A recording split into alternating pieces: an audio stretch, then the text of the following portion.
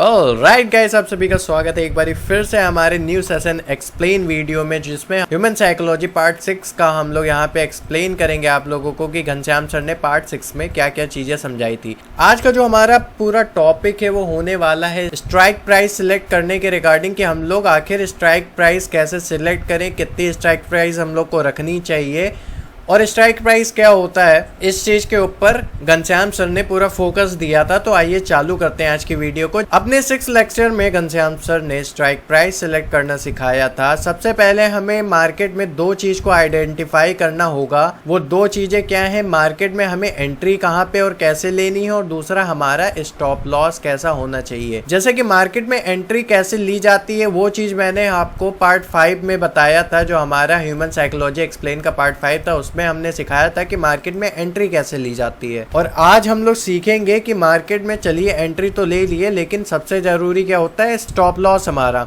Stop loss कैसे manage करते हैं वो चीज़ें हम लोग आज सीखेंगे। हमें ये सीखना होगा कि पूरे दिन में सिर्फ एक जगह एंट्री लेनी है, क्योंकि एंट्री आप देखिए कि ऐसे अगर मार्केट बनी है तो आप यहाँ पे भी एंट्री लेने का सोचते हैं, यहाँ पे भी एंट्री लेने का सोचते हैं और यहाँ पे भी एंट्री लेने का सोचते हैं। तो ये सारी चीज़ों के पीछे हम लोग को नहीं भागना है, सिर्फ एक एंट्री पे फोकस करिए। या तो यही एंट्री लीजिए, फिर उसके बाद दूसरी एंट्री हम लोग नहीं लेंगे, या तो ये एंट्री लीजिए फिर उसके बाद हम कोई दूसरी एंट्री के ऊपर भागेंगे नहीं, या फिर ये एंट्री लीजिए, इसके पीछे हम लोग भागेंगे नहीं। और ये सारी एंट्री आपको कब मिलेंगी, जब आप अपने एक परफेक्ट सेटअप के हिसाब से बैठेंगे। जैसे कि आपने टाइम टेबल बना लिया कि हमको ट्रेड करना है 9 से 10 बजे के बीच में, तो 9 से 10 बजे के बीच में आप पूरा अपना सेटअप वगैरह देखेंगे कि मार्केट रेंज में आ रही है, उसका ब्रेकआउट हो रहा है, वहाँ पे एंट्री ले लिए। ये सारी चीज़ें देखनी होगी। या फिर आपका जो डे हाई जो था वो नीचे आया, उसका हम लोग को यहाँ पे डे हाई का ब्रेकआउट होने को मिला, यहाँ पे आपने एंट्री बनाया। लेकिन ये सारी चीज़ें सिर्फ एक बार करनी है। बार बार करेंगे तो एक बारी जो आपको प्रॉफिट यहाँ पे हुआ वो यहाँ पे आप लॉस करवा देंगे, और एक बारी लॉस हो गया तो आपके दिमाग में ये बैठ जाएगा कि ये जो लॉस हुआ इसको रिकवर करवाना है, तो उसके चक्कर में आप और भी लॉस करते जाएंगे, जिसे हम लोग ओवर ट्रेडिंग कहते हैं। तो हम लोग को ये नहीं करना है, हम लोग को सिर्फ फोकस करना है कि मार्केट में एक एंट्री लेंगे, और तब तक हम लोग बैठे रहेंगे पूरे दिन सिर्फ एक एंट्री के चक्कर में। एक एंट्री हम लोग एकदम सही जगह पे लेंगे और फिर उसके बाद अच्छा प्रॉफिट निकाल के मार्केट से हम लोग निकल जाएंगे। इस हिसाब से हम लोग को ट्रेड करना है। अब बात करते हैं हमारे एसएल की। जो एसएल हम डिसाइड करें वो हिट होते ही तुरंत मार्केट से एग्जिट कर लेना है। सपोज करिए मार्केट में कैंडल कुछ इस प्रकार बनी, ये कैंडल बनी, ये कैंडल बनी और ये कैंडल बनी। हम लोगों ने डिसाइड किया कि ये कैंडल पे हम लोग एंट्री ले लेंगे। ये कैंडल जैसे बनी हम लोगों ने एंट्री ले लिया, और इस कैंडल के लो को हम लोगों ने क्या रखा, अपना एसएल यानी कि स्टॉप लॉस रखा। ठीक है। अब मार्केट ऊपर हल्की रैली करी, फिर नीचे आ गई। नीचे आते आते जैसे ही एसएल हम लोग का हिट हुआ, तुरंत हम लोग को एग्जिट कर जाना है। कोई भी इमोशन नहीं काम करेगा यहाँ पे, कोई भी इमोशन नहीं रखना है कि नहीं वेट कर लेते, हो सकता है यहाँ से ऊपर उठेगी। ऊपर उठे चाहे ना उठे, जो एसएल आपने डिसाइड किया वो आपको तुरंत एग्जिट करना है। वहाँ पे आपको जरा सा भी वेट नहीं करना है, क्योंकि अगर इस चक्कर में पड़ गए कि ये हिट हो गया यहाँ पे, लेकिन आप लोग सोचे कि थोड़ा रुक के हम लोग एग्जिट करते हैं, उसके चक्कर में आपका जो यहाँ पे आपका लॉस जितना होता है, यहाँ पे इतना लॉस होने वाला था, आप इतना लॉस देके जाएंगे। इतना बड़ा मार्केट ऐसे ही घूमती है, क्योंकि मार्केट धड़ाम से नीचे नहीं गिरती, धड़ाम से भी कभी कभी नीचे गिरती है, लेकिन जब आपको ट्रैप करती है तो आपका यहाँ पे एसएल पे आई, फिर वहाँ पे नीचे हल्का जाएगी, फिर ऊपर उठेगी, फिर हल्का नीचे जाएगी, फिर ऊपर उठेगी, फिर हल्का नीचे जाएगी, फिर ऊपर उठेगी, फिर हल्का। ऐसे करते करते आपको लगता है भाई मार्केट उठ रही है हल्की, तो चांसेस हैं अभी और थोड़ा हल्का रीटेस्ट कर रही हो, ऊपर उठ जाए। ऐसा कभी नहीं होता। ऐसे करते करते आपका बहुत बड़ा लॉस हो जाएगा, और मेरा भी ऐसे हुआ है। तो ये चीज़ मैं हमेशा आपसे कहूँगा कि मार्केट में बिना इमोशन के बैठा करो। इमोशन को भूल जाओ कि यहाँ पे हमारा एग्जिट पॉइंट है, तो हम लोग यहाँ पे एग्जिट करेंगे ही करेंगे। यहाँ पे हम लोग का एग्जिट पॉइंट है, यहाँ पे हम लोग को प्रॉफिट बुकिंग कर लेनी है, तो यहाँ पे हम लोग बुक ही कर लेंगे। कोई इमोशन यहाँ पे काम नहीं करेगा, जैसा कि यहाँ पे लिखा है मैंने। अब बात करते हैं हमें एसएल की। जो हमने एसएल डिसाइड किया वो हिट होते ही हमें तुरंत एग्जिट करना है, बिना किसी इमोशन के। ये पॉइंट को नोट करिएगा, ये जो इमोशन है इस वर्ड पे ध्यान दीजिएगा कि मार्केट में ये चीज कभी काम नहीं करती। अगर इमोशन बेस्ड आप करेंगे मार्केट में ट्रेडिंग, तो फिर आपका लॉस होगा कि कुछ देर का होल्ड कर ले, ऐसा बिल्कुल नहीं करना है। क्योंकि आपका अगर एसएल होल्ड करने के चक्कर में पड़ेंगे ना, तो बहुत बड़े लॉस में चले जाएंगे। और आपका कैपिटल भी पूरा साफ हो सकता है। तो एसएल होल्ड के चक्कर में हम लोग कभी नहीं पड़ेंगे, जहां हम लोग का एसएल है वहां पे हम लोग एग्जिट कर देंगे। अब बात कर लेते हैं, अब काफी लोग पूछेंगे कि आखिर से एसएल कितने पॉइंट का लेना सही होगा, क्योंकि एसएल की बात बहुत हम लोगों ने कर ली, लेकिन काफी ज्यादा लोगों को पता ही नहीं है कि जैसे मार्केट ऐसे गई तो फिर यहाँ पे उन्होंने एंट्री तो बना ली, चलो एंट्री हमने सिखा दिया कि कैसे बनानी। यहाँ पे देखिए, यहाँ पे ब्रेकआउट हुआ, यहाँ पे जो पहले यहाँ तक मार्केट उठी थी नीचे गई, यहाँ पे फिर से इसका ब्रेकआउट हुआ, यहाँ कहीं पे एंट्री उन्होंने बना ली। लेकिन एसएल कहाँ रखना है, तो एसएल वो कहाँ पे रखेंगे, ये वाला पॉइंट।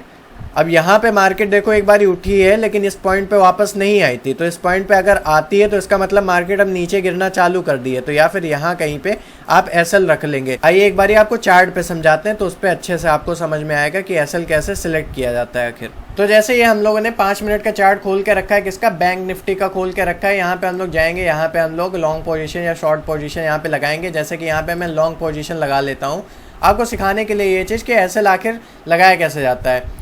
हम लोग जैसे यहाँ पे सोच के चले कि यहाँ पे मार्केट आई और हम लोग को एंट्री लेना है। एंट्री सबसे पहले डिसाइड कैसे करेंगे, जैसे कि यहाँ पे देखिएगा मार्केट यहाँ पे काफ़ी देर तक रेंज में थी और रेंज का जैसे ब्रेकआउट आएगा यहाँ पे देखिए हम लोग यहाँ पे मार्केट में रेंज के ब्रेकआउट का वेट करते हैं। जैसे यहाँ पे देखिए मार्केट काफ़ी देर तक रेंज थी, इसका ब्रेकआउट जैसे होगा यहाँ आसपास कहीं पे हम लोग एंट्री बना लेंगे। तो सपोज़ करिए कि हम लोगों ने एंट्री बनाई मार्केट में यहाँ कहीं आसपास, ये यहाँ पे रेंज का ब्रेकआउट हुआ है पिछले, यहाँ पे हम लोगों ने एंट्री बना ली। और एसएल कैसे रखना है, एसएल हम लोग इस पॉइंट का लो रख लेंगे।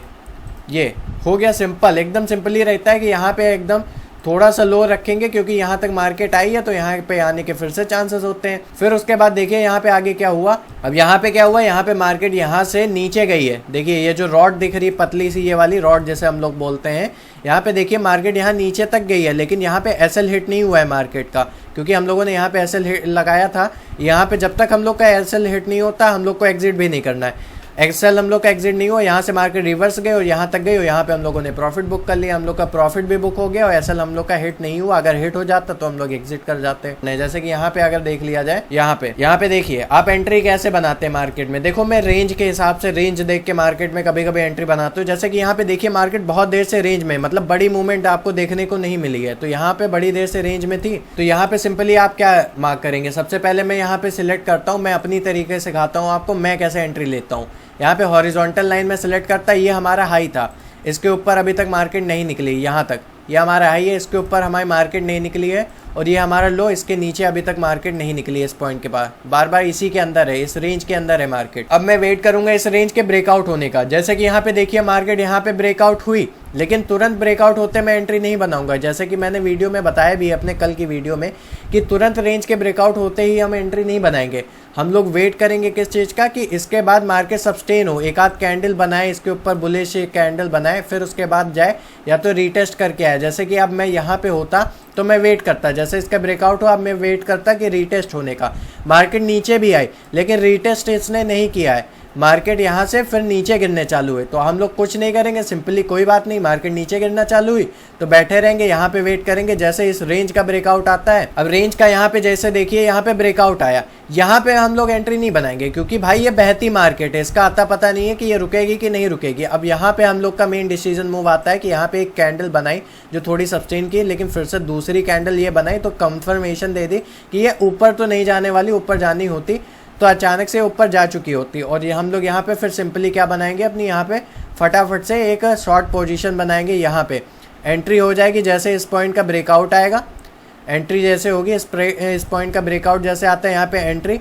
एसएल क्या होगा, एसएल यहाँ तक हाई लगाया था ना, यहाँ तक का हम लोग का एसएल हो जाएगा, यहाँ तक का हम लोग का एसएल हो जाएगा पिछले कैंडल के लो तक। अगर इसके पीछे फिर से रिवर्स करके जाती है ये हम लोग का एसएल हो जाएगा। 30-34 पॉइंट का यहाँ पे एसएल है, और यहाँ पे प्रॉफिट देखिए 81 पॉइंट का यहाँ पे हम लोग को प्रॉफिट देखने को मिलता। यहाँ पे हम लोग अपना प्रॉफिट बुक कर लेंगे, ऐसे की जाती है एंट्री। चलिए चलते हैं हम लोग अपने पीडीएफ पे। तो मैंने यहाँ क्या लिखा है, जब हम लोग पूछे थे कि एसएल पॉइंट कैसे लेना है, जो कि मैंने अभी बता भी दिया, और जब लोगों ने पूछा था कमेंट में तो इस पर घनश्याम सर ने ये कहा था कि आप उनके यूट्यूब चैनल जो है, चैनल पे जाएंगे यूट्यूब चैनल पे, उस पर वीडियो पड़ी हुई है कि एसएल कैसे लिया जाता है, उसको भी चेकआउट कर सकते हैं। और आने वाले सेशन में भी उन्होंने कहा था कि मैं इसे बताऊंगा। लेकिन अगर आप मुझसे पूछेंगे तो मैं अपना एसएल जिस भी जगह एंट्री लेता हूँ उसके पहले वाली कैंडल, यानी कि अगर एंट्री मैंने यहाँ पे ली, इसके पहले वाली जो कैंडल है इसके लो पे मैं ऐसे लगा देता हूँ ताकि मेरा छोटा सा एसएल भी रहता है और प्रॉफिट मेरा बड़ा सा हो जाता है। ठीक है, उसके लो पे मैं ऐसे लगा लेता हूँ। क्वांटिटी छोटी होती है तो मैं 15 से 25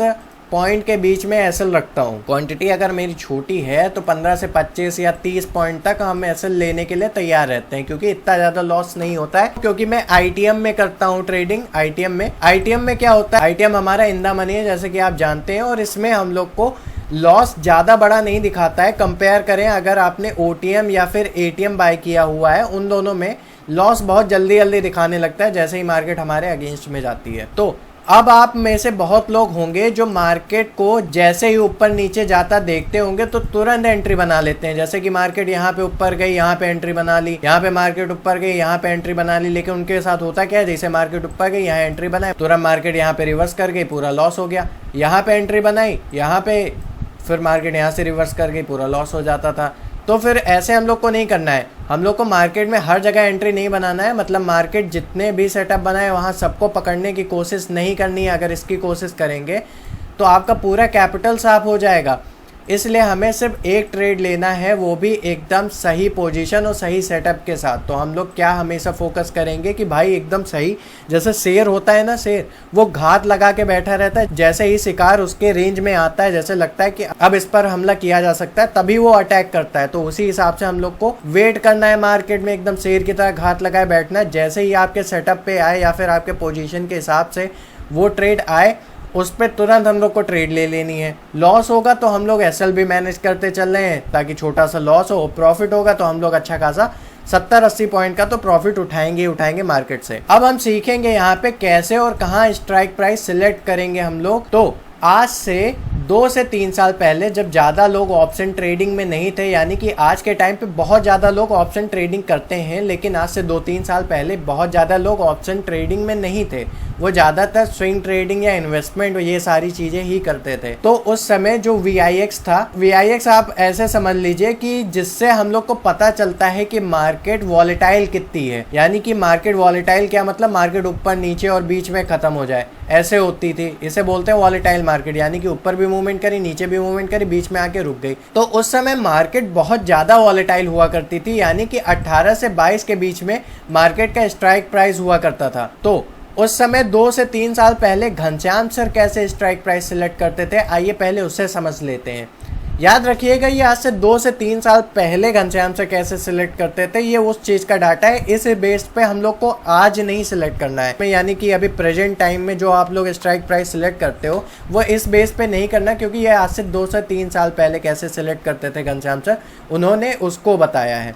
जैसे कि अगर फ्राइडे का दिन है तो वो अपना स्ट्राइक प्राइस 300 पॉइंट दूर रखते थे। 300 पॉइंट दूर रखने का मतलब, जैसे कि यहाँ पे एग्जांपल भी दिया है, अगर मार्केट का करंट प्राइस 44,000 है, यानी कि सपोज करिए ये हम लोग का यहाँ पे मार्केट 44,000 इस पॉइंट पे है, ठीक है, यहाँ पे मार्केट ऐसे चल रही है 44,000, तो स्ट्राइक प्राइस सिलेक्ट करते थे 44,700 का। यहाँ कहीं पे आप वो स्ट्राइक प्राइस सिलेक्ट करते थे। उससे होता क्या था, स्ट्राइक प्राइस जितना दूर हम लोग से होता है उतना हम लोग को मार्केट हमारे फेवर के हिसाब से जैसे जाती है, प्रॉफिट बहुत बड़ा मिलने लगता है। इसलिए स्ट्राइक प्राइस हमेशा हम लोग के करंट पोजीशन से दूर ही लेनी चाहिए। तो उस टाइम वो क्या करते थे, अगर मार्केट का करंट स्ट्राइक प्राइस 44,000 चल रहा है तो अपना स्ट्राइक प्राइस सिलेक्ट करते थे 44,700 का अप साइड के लिए, और यहीं अगर डाउन साइड होता था तो 44,000 का अगर करंट प्राइस चल रहा है तो वो 41,000 का डाउन साइड के लिए स्ट्राइक प्राइस सेलेक्ट करते थे। और यही सेम चीज वो करते थे मंडे के लिए भी,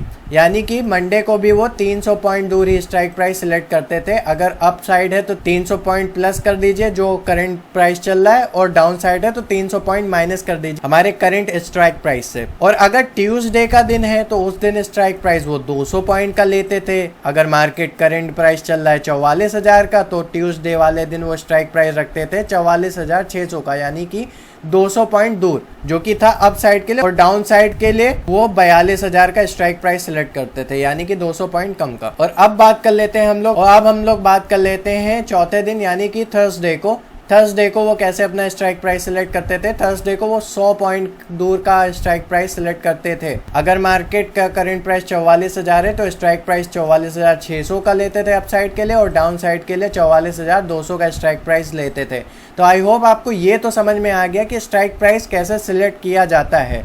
लेकिन ये जो अभी तक आपको इन्फॉर्मेशन दी गई स्ट्राइक प्राइस सिलेक्ट करने की, ये 2 साल पहले जो घनश्याम सर करते थे उसकी थी। लेकिन अब ज़्यादा से ज़्यादा लोग ऑप्शन ट्रेडिंग कर रहे हैं, जिसकी वजह से होता क्या है, इंडिया में VFX जो है हमारा, जो कि मेजर करता है वॉल्टिलिटी कितनी है मार्केट में वॉल्टिलिटी अब कम है। तो अब घनश्याम सर स्ट्राइक प्राइस कैसे सिलेक्ट करते हैं, आइए उससे जान लेते हैं। ये आप लोगों के लिए इम्पॉर्टेंट होगा, क्योंकि इस हिसाब से आप लोग भी अपना स्ट्राइक प्राइस सिलेक्ट कर सकते हैं अगर आप करना चाहें तो फ्राइडे या फिर मंडे का दिन होता था, तो वो अपना स्ट्राइक प्राइस करंट मार्केट जो भी चल रहा है उससे 100 पॉइंट दूर लेते थे। यानी कि अगर मार्केट का करंट प्राइस 44,600 है तो उससे 100 पॉइंट दूर यानी कि 44,700 का रखते थे अप साइड के लिए। और इसी हिसाब से अगर डाउन साइड है तो 100 पॉइंट कम करके, यानी कि अगर डाउन साइड ले रहे हैं तो 44,500 का लेते थे स्ट्राइक प्राइस अपना। और ट्यूसडे या फिर वेडनेसडे का दिन है तो वो अपना स्ट्राइक प्राइस ATM रखते थे, यानी कि एट द मनी अगर 44,600 का स्ट्राइक प्राइस चल रहा है तो 44,600 का ही लेते थे। और डाउन साइड पे भी सेम था। एट द मनी किस तरह काम करता है ये समझ लीजिए कि एट द मनी की अभी जो करंट सिचुएशन चल रही है, अगर यहाँ पे सपोज करिए 44,650 भी होता तो ये 44,600 का ही लेता है। यहाँ पे एट द मनी में ये स्ट्राइक प्राइस 44,600 का होता, ठीक है। या फिर अगर 44,680 का होता ये, तो एट द मनी में इसका प्राइस होता है, अगर डाउन साइड के लिए ले रहे हैं तो 44,700 का होता है। ये समझ रहे हो, मतलब जो करंट प्राइस है उसी के आसपास रहता है। और नंबर 3, अगर थर्सडे का दिन है तब क्या करते थे, थर्सडे का दिन है तो वो अपना strike price at the money रखते थे, यानी कि इसका भी थर्सडे वाले भी दिन का वो स्ट्राइक प्राइस अपना एट द मनी में ही रखते थे। जैसा कि मैंने बताया एट द मनी क्या होता है, यानी कि मार्केट की जो करंट प्राइस चल रही है उसी प्राइस पे बाय करना एट द मनी होता है। अब मैं बताता हूँ आपको मैं ITM क्यों बाय करता हूँ। ITM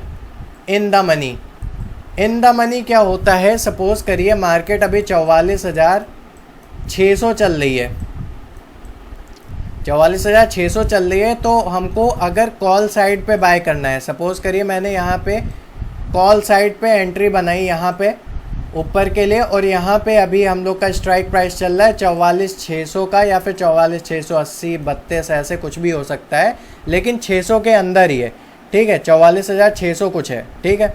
तो हम अगर ITM में बाय करते हैं तो हम लोग का स्ट्राइक प्राइस ऑटोमेटिक जो सिलेक्ट हो जाएगा वो कितने का हो जाएगा, 44,400 का या फिर 44,300 का, ऐसे कुछ ऑटोमेटिक आपकी इन द मनी में सिलेक्ट हो जाती है, जिसकी वजह से जब मार्केट ऊपर उठती है तो बहुत जल्दी प्रॉफिट होता है। जितना ही आपका स्ट्राइक प्राइस दूर रहेगा उतना ही ज़्यादा आपको प्रॉफिट मिलेगा। अगर अप साइड है, अगर अप साइड के लिए बाय करना है तो हमारा जो करंट प्राइस है उससे कम का हमारा स्ट्राइक प्राइस होना चाहिए, यानी कि 44,000 है, 44,600 है तो 44,400, 44,300, 44,200 ऐसे कुछ रहेगा स्ट्राइक प्राइस, तो हम लोग को बहुत ज़्यादा प्रॉफिट मिलेगा।